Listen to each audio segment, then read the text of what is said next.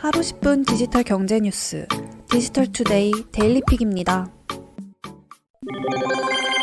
제너럴 모터스가 LG 에너지 솔루션과 함께 미국의 두 번째 배터리 공장을 추가 건설할 계획입니다. 양사는 이미 설립 계획을 확정하고 공식 발표를 앞두고 있다는 소식입니다. 제2 배터리 공장 예정 부지는 미국 테네시주 스프링힐 인근으로 알려졌습니다. 제너럴 모터스와 LG 에너지 솔루션은 공장 설립을 위해 23억 달러를 투자할 계획입니다. 양사는 이미 오하이오주 로즈타운에 제1 배터리 공장을 건설 중이며 1, 2 공장 각각 총 30기가와트 수준의 배터리 생산 능력을 지닙니다. 제너럴 모터스는 올 초 전기차 올인 계획을 발표, 오는 2035년까지 내연기관차 생산을 중단하고 전기차 등 친환경차 판매에 집중하겠다고 밝힌 바 있습니다. 이를 위해 앞으로 5년간 전기차와 자율주행차 개발에 30조 원을 투자할 계획입니다.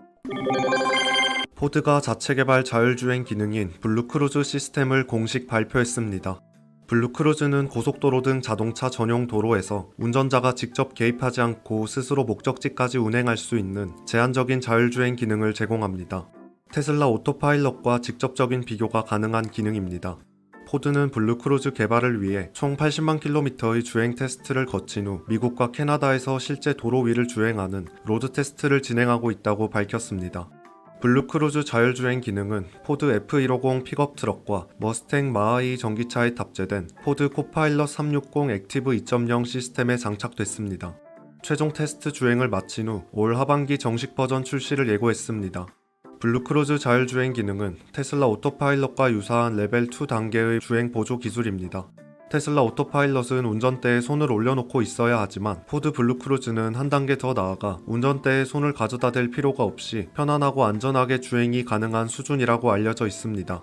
블루크루즈 소프트웨어 가격은 60에서 70만원 내외로 책정하고 있으나 이를 탑재할 자율주행 하드웨어 옵션 가격은 차량 종류에 따라 200만원에서 300만원 선이 될 전망입니다. 포드는 2021년까지 블루크루즈 장착 차량을 10만 대 이상 판매한다는 계획입니다.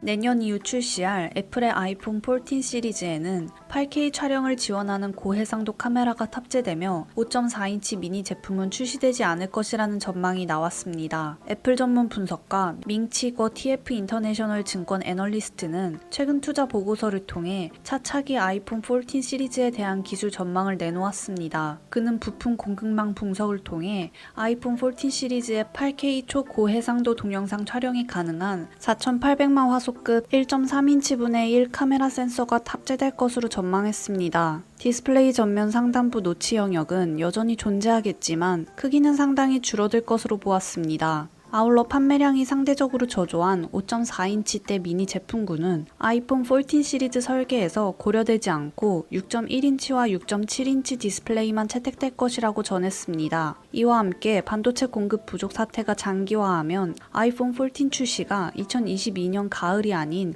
2023년 초로 연기될 가능성도 배제할 수 없다는 전망이 나왔습니다.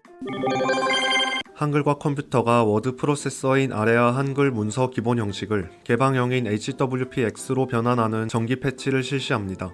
15일 정기 패치 실행 이후에는 아레아 한글 문서 저장 시 기본 확장자가 HWP가 아닌 HWPX로 저장되며 다른 이름으로 저장하기를 눌러서 원하는 다른 문서 형식의 확장자로도 저장할 수도 있습니다. 기계 판독형인 HWPX 문서는 별도 처리 과정 없이도 데이터 분류 및 추출이 가능해 빅데이터 분석과 인공지능 분야에서 문서 활용도를 높여줄 것으로 회사 측은 기대했습니다. 한컴은 2010년부터 아레아 한글 개방성 확보를 위해 HWPX 형식을 지원해 왔습니다. 한컴은 한국전자문서 산업협회와 함께 국제표준화기구의 HWPX를 국제표준으로 지정하기 위한 협력도 추진 중입니다. 미국의 가상자산 거래소 코인베이스가 현지 시간으로 14일 미국 나스닥 시장에 상장했습니다.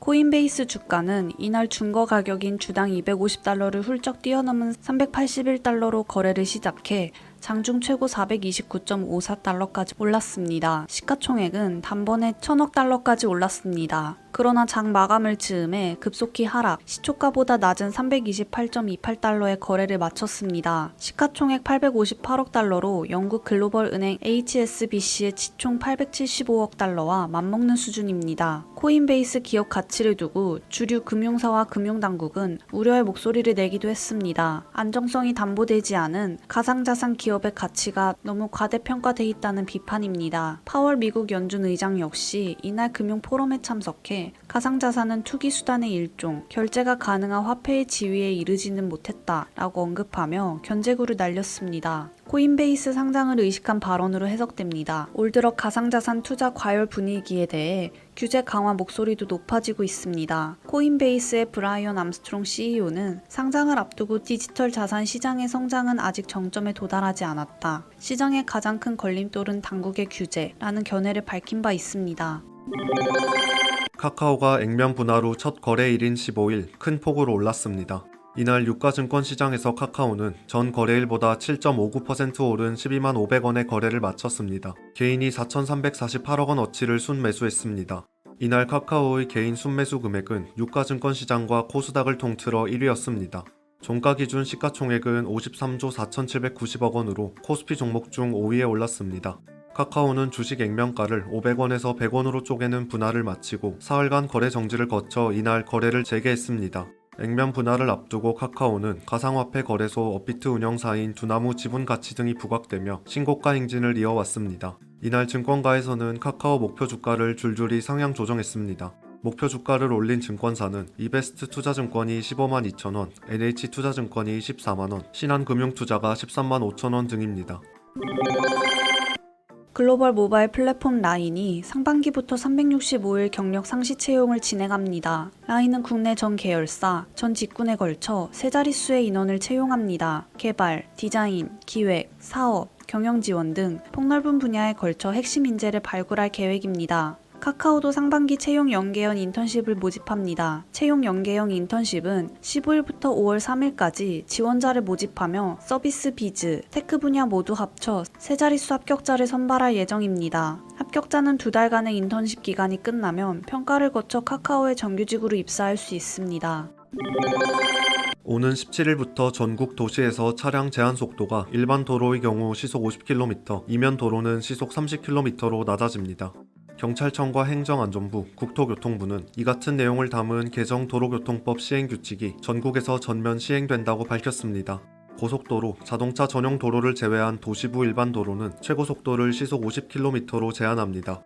보호구역, 주택가 이면 도로는 시속 30km로 제한됩니다.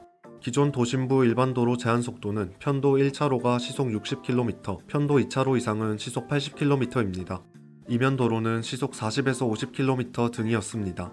정부는 지난 2017년부터 제한속도 강화 시범 적용 후 보행자 교통사고 사망자가 37.5%, 보행자 교통사고 중상자가 30% 감소하는 등 효과가 크다고 밝혔습니다. 특히 제한속도를 낮춰도 차량 흐름에는 큰 악영향이 없는 것으로 나타났다고 강조했습니다. 행복한 하루 디지털투데이였습니다.